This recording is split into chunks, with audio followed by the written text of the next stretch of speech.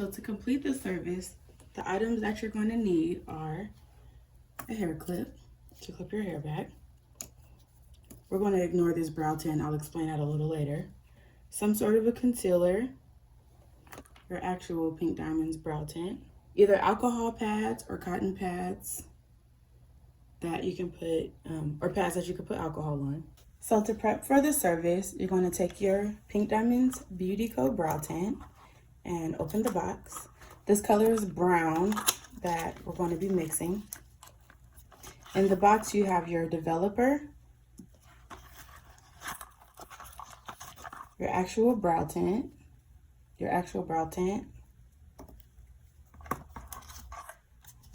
directions that are written out, a pair of gloves, and a spoolie for your brows. Now, I have two tints here because I typically like a darker tint on myself than only brown allows. So I like to mix my brown and my black tint just to deepen up the color a bit.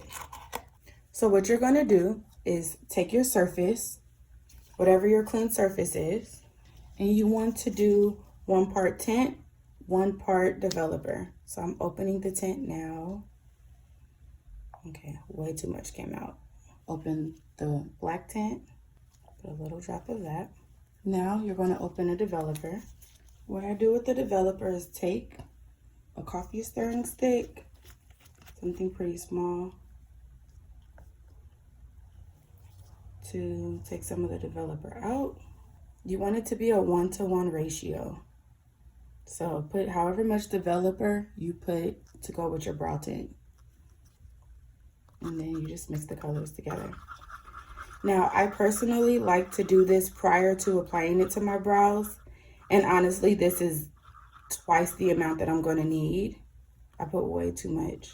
But I like to let the tint and the developer sit while I'm prepping my brows for the tint, just to give it time to start oxidizing and darkening a little bit. Okay, these are my brows prior to tinting. They're pretty thin, they're not filled in. The rest of my makeup is done, but as you can see, brows are a vital part of getting your makeup right. So I like to start out by brushing my brow hairs exactly in the direction that I want them to go. So I like to brush up and out, up and out. I then take my tweezers, and if there are any unwanted hairs, I tweeze them away,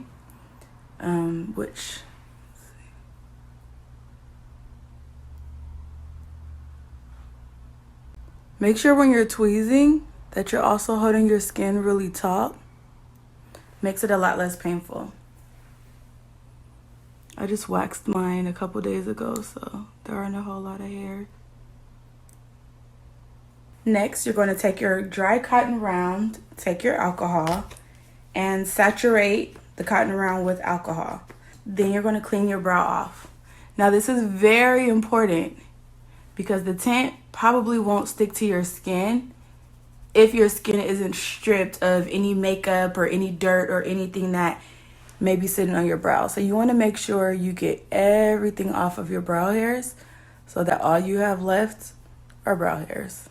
So for this next part, I like to take my hair out the way so it isn't getting any tint on it. I like to take my tint that's on my clean surface and my angled brush, mix it up a little bit more, and as you can see, it's oxidized. It's darker than when we started. And I'm going to start from the bottom of my brow because you always want the bottom to be more dramatic or darker than the top. So I'm just going to push the tint throughout my brow. I like for my brush to be pretty flat with the product on it. And you don't have to be perfect with the way that you apply the tint. To give it more of a gradient or ombre effect, you want to make sure the tail of your brow is the darkest. So I make sure I apply it on the inside of my brow last, because again, you want that to be the softest part of your brows. So taking my angled brush, kind of going with the flow. And it'll start to darken Like I said, it'll start to oxidize. And don't be afraid of, you know, them not being perfect when you start, because they're going to clean them up. So again, we're going to start in the beginning. Go throughout the tail.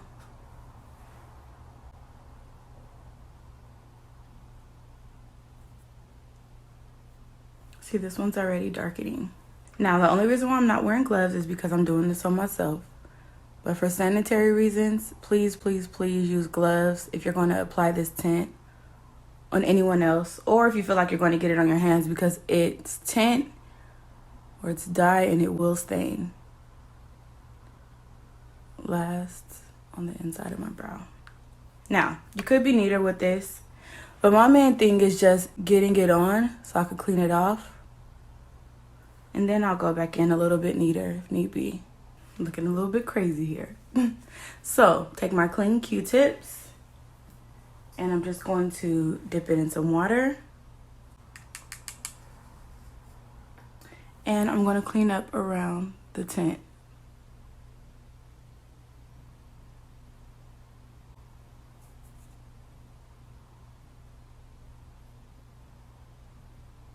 And I use one side of the Q-tip for the top and one for the bottom. I'm going to do the same thing to the other side. And you don't want the Q-tip to be like drenched with water, just wet. You could also use like micellar water or like a makeup cleansing cream to be able to get the unwanted tint off of your brows. The last thing that I do is I kind of go in on the inside of the brows, kind of brush that a little bit, because again, you don't want that to be too heavy.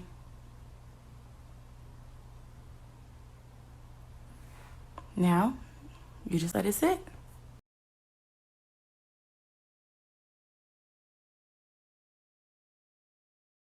Okay, so it's been about 5 minutes. At this point, I like to take clean Q-tips again, dip them in the water a little. I like to kind of put some on the back of my hand because I don't want it to be really wet. But basically, you want to just kind of wipe off the front of your brow. And what we're checking for is how much it's already tinted. Because especially in my case, I put black, I mix black with my brown, so I don't want it to be too harsh. And again, I like that gradient or faded effect. If you leave it on the whole time, it will get really dark on the inside as well, which looks super harsh. And it kind of helps you to test to see how the rest of your brow looks. So you can kind of determine from here, okay, this is enough, this is not enough. You can tell from here if you want to add more tint to your brows to deepen them all the way throughout, or if you just want to leave the rest, if you're ready to wipe it off, you can kind of determine that from what you see. So, you know, you can see that it's pretty tinted on the inside already. I'll be back in 5 more minutes. Okay, so I waited another 10 minutes. So I'm going to take my clean cotton rounds and dip them into some water. And I like to just kind of dip a corner in it and then spread that around if I can, because I don't like, again, for them to be too saturated with water. And I'm going to wipe off this first brow. This brow.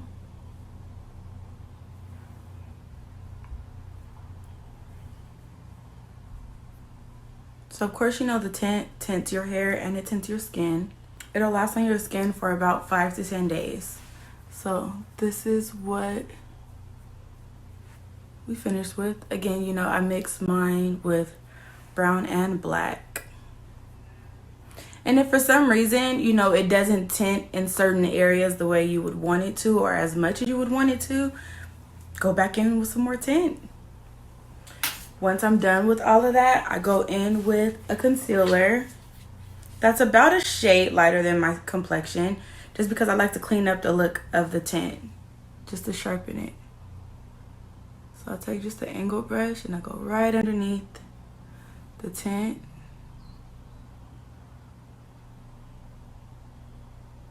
I'm just tracing right underneath the brow.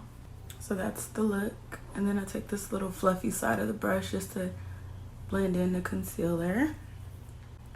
Now I'm gonna go under my other brow. Same again, just trace the line underneath. It's gonna give like a good pop of color underneath your brow. And this kind of makes it error proof. You know, if you're new at tinting your brows, you've never done it before, you know, you might not get them exactly the way you want. You might be left with some tint residue on your skin if you don't, you know, clean all the tint off correctly. So this allows you to fix that. And here are my completed brows. Now the tint will oxidize a bit more than this. So, you know, you can see that it's starting to kind of darken a little bit more already. Once oxygen hits it, the tint oxidizes more. So you'll see like the final result. It takes a few minutes. So now I'm going to finish the rest of my eye makeup, throw on some lashes, and I'll be back. Okay, so these are my finished brows. I put some eyeshadow on and some lashes, but this is how they tinted once it all oxidized. So this is what you get with my Pink Diamonds Beauty Co brow tint. And again, they'll be on here for a couple weeks. And you can retint them, you know, once it starts to fade out. But yeah, this is what you get, guys. Okay, the most important thing I want you to remember is before you put the dye on your face, please, please, please do a patch test. You want to make sure you don't have any allergies to anything inside of the tint. The way you do a patch test is mix it up the way that I showed you in the beginning and put a little bit behind your ear. Let it sit for 24 hours and see if you feel any type of irritation, inflammation, any type of reaction, because you don't want to do that on your face and have a reaction to the dye on your face. So do a patch test. And again, this is what we're finished with. For my brows, I mixed black and brown because, like I said, brown is a little too brown for me. The first day they're a little bit darker and they'll fade. So keep that in mind. But brown will be good. I have black hair, so that's what we're going with. Thank you, guys.